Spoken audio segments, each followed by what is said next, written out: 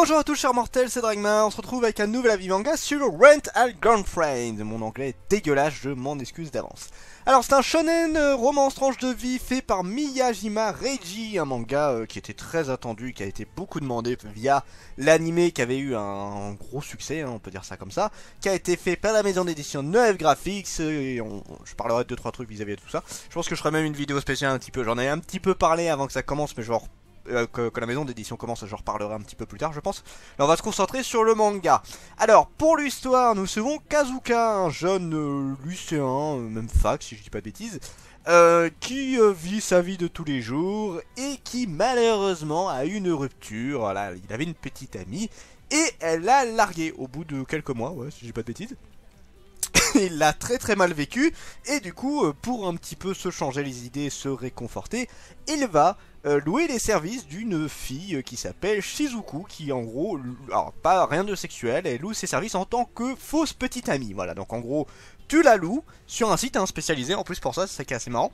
Et pendant une journée, ou tant d'heures, selon ce que tu payes, elle va jouer le rôle de la petite amie parfaite, ou voilà, elle fera, ce que tu lui demandes, c'est un grand mot, disons que voilà, tu lui demandes, voilà, je voudrais qu'on aille à tel endroit, je voudrais qu'on fasse telle visite, je voudrais qu'on mange à tel endroit, ce genre de truc.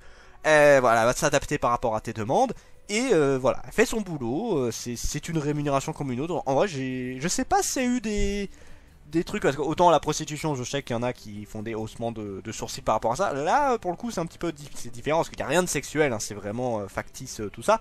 Mais pourquoi pas, hein, il y a des gens qui peuvent en avoir besoin, ne serait-ce que pour se changer les idées, avoir un peu de compagnie, ce genre de truc. Je sais qu'il y a beaucoup de choses au Japon dans ce style-là. En France, c'est pas aussi...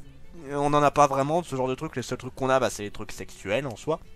Mais les trucs un peu plus soft comme ça, pas trop, ou alors je connais pas. Si vous en avez, dites-le moi, ça m'intéresse. Enfin je veux pas les prendre, mais juste je suis curieux de savoir s'il y en a en France, en vrai. Et du coup, voilà, Shizuku fait son rôle parfaitement, elle est extrêmement douée pour ça, elle est très sympa, dans son rôle en tout cas, elle est très sympa. Elle est attentionnée, elle est belle, voilà, elle fait tout ce qu'il faut pour que le rendez-vous soit parfait. Sauf que Kazuka, il va tomber un petit peu accro à ça, et ça va être un petit peu son pincement. Et aussi, il va un petit peu en abuser. Pas abuser dans le sens, il va essayer de la toucher, des trucs du genre. C'est plus que, disons qu'au début, c'était vraiment histoire de se changer les idées et de, voilà, faire... se changer les idées, on va se résumer à changer les idées. Sauf que il va un petit peu lâcher ses nerfs sur la pauvre Shizuka qui n'a rien fait, qui n'a rien à voir vis-à-vis de son ex, tout ça. Et il va aussi, malgré lui, faire semblant de faire croire aux gens que c'est sa réelle petite amie. Chose qui n'est pas du tout prévue dans les contrats. Hein, c'est admis, c'est factif, tout ça. Mais là, non, là on passe à un truc où elle n'a pas prévu et qu'elle n'a pas envie du tout. Ce qui peut se comprendre, j'ai envie de vous dire. Et sauf qu'elle va pas avoir trop le choix dans un certain sens, puisqu'il va un petit peu lui faire des menaces vis-à-vis de ça. Bon, il va lui faire pitié de tout ça. Disons que sa grand-mère, voilà, c'est qui a une grande importance pour elle. Ça lui ferait mal de se dire qu'il a pas de petite amie, tout ça. Donc elle va un peu jouer le jeu malgré elle, mais voilà, c'est du forcing. Hein. Clairement, c'est du gros forcing.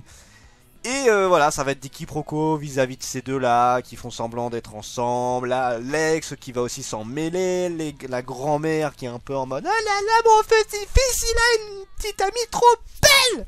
C'est un peu dans cette idée-là, oui, j'en fais terroriston et je vous emmerde. Donc voilà, en tout cas, elle est fière, elle est très fière. J'adore la grand-mère au passage. Et voilà, ça c'est principalement l'histoire. Donc oui, j'en ai dit beaucoup.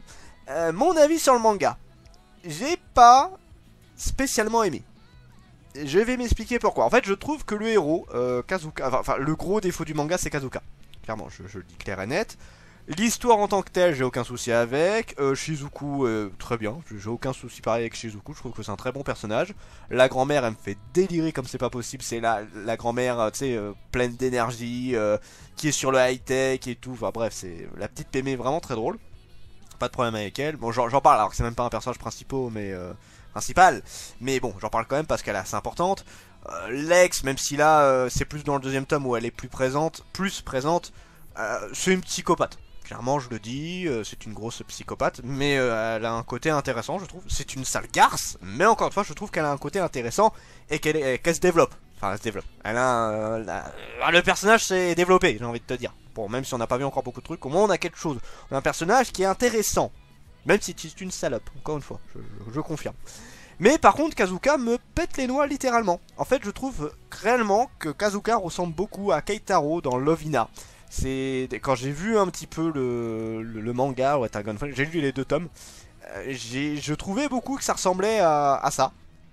Alors, pas trop sur l'histoire, mais en fait sur l'idée de fond avec le héros qui est très chiant. Alors, il est chiant pour plusieurs raisons. Déjà, il se démoralise tout le temps. Bon, j'arrête de te dire. Il y a là, les trucs que je vais dire, je sais que ça peut se mettre sur d'autres, mais là, c'est un cas vraiment assez chiant.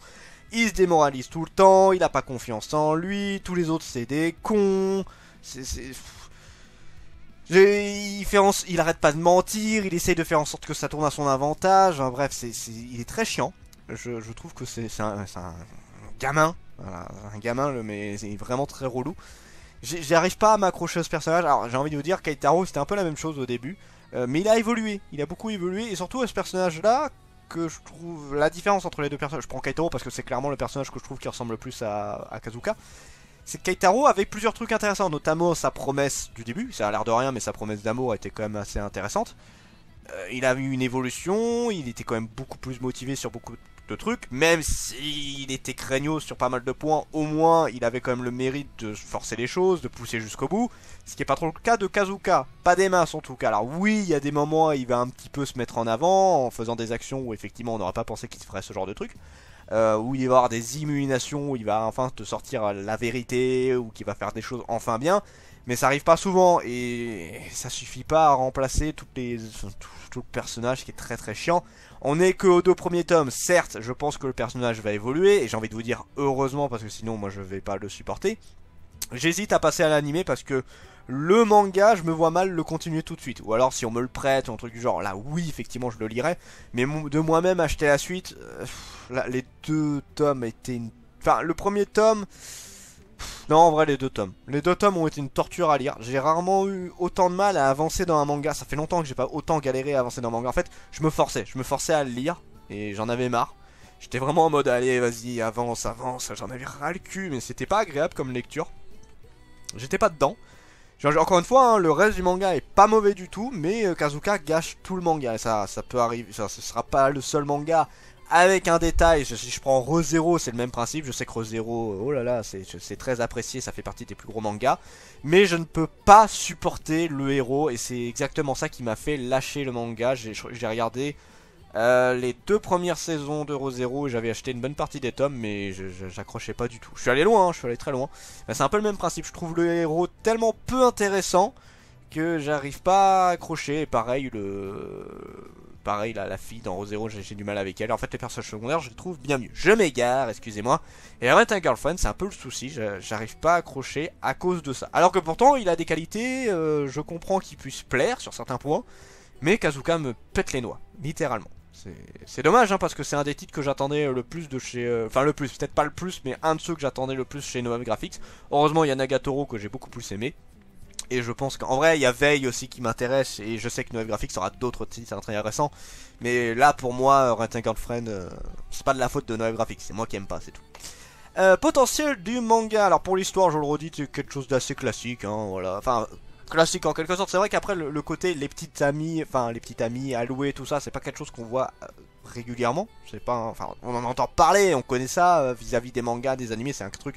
Par exemple dans GTO, ça on en parle de ce genre de trucs. Il y a pas mal d'autres mangas où c'est parlé. Donc ça c'est pas quelque chose d'inconnu, mais voilà, l'histoire en tant que telle est assez soft. C'est surtout vraiment le côté, voilà, il faut faire semblant d'être petite amie. Bon, il y a Nisekoi aussi dans ce streak là, mais c'est pas pareil. Voilà, je suis désolé, c'est pas pareil, c'est encore autre chose. En vrai, je pourrais vous sortir plein de mangas qui ont un peu ce genre de délire là. Mais là, il y a un côté assez différent, je trouve. Le dessin à Renardir, ça reste très sympa. Bon, c'est du school life, donc je vais pas trop râler sur les décors parce que il y a beaucoup d'endroits où il y a pas grand chose. Mais les dessins sont très corrects, j'ai aucun souci avec ça. Non, non, moi j'ai bien aimé. J'ai bien aimé les dessins, et en plus, il y a des moments où clairement on a des gros trucs où c'est super bien détaillé, il n'y a rien à redire là-dessus. Donc non, non, franchement, j'ai beaucoup aimé les dessins. Les dessins ne m'ont pas gêné du tout. Pour les personnages, bah, je pense que j'ai tout dit. Hein. Kazuka me pète les noix, Shizuku, je l'aime beaucoup. Lex, c'est une psychopathe, mais ça va. Et la mamie est géniale. clairement génial. Et après les autres personnages qu'on a vus, bon ils restent soft pour l'instant, on n'a pas encore vu, j'ai pas encore vu les autres personnages un peu plus importants, ça viendra au fur et à mesure. Jusqu'où le manga peut aller, je sais pas, je sais que c'est un gros hit au Japon, je sais qu'en France il a marché très bien via l'animé, le manga je sais pas trop ce qu'il en est, je vous avoue que là ces derniers temps j'ai pas pu beaucoup suivre ce qu'il en était des ventes, ce qu'il en était des avis vis-à-vis de ce manga là, donc je ne sais pas. Mais Rent a Girlfriend, bah si vous arrivez à passer Kazuka, si vous arrivez à faire en sorte que Kazuka ne vous pète pas les couilles, oui, je pense que le manga peut clairement intéresser. À part ça, je dis, faut tenter. À la limite, regardez peut-être plus l'animé au début pour vous faire une idée. Et après, si vous arrivez à accrocher malgré ce héros qui vraiment me saoule, bah ouais, franchement, le manga peut être intéressant. Donc voilà, sur ce, c'était Dragmar et je vous dis à la prochaine, chers mortels.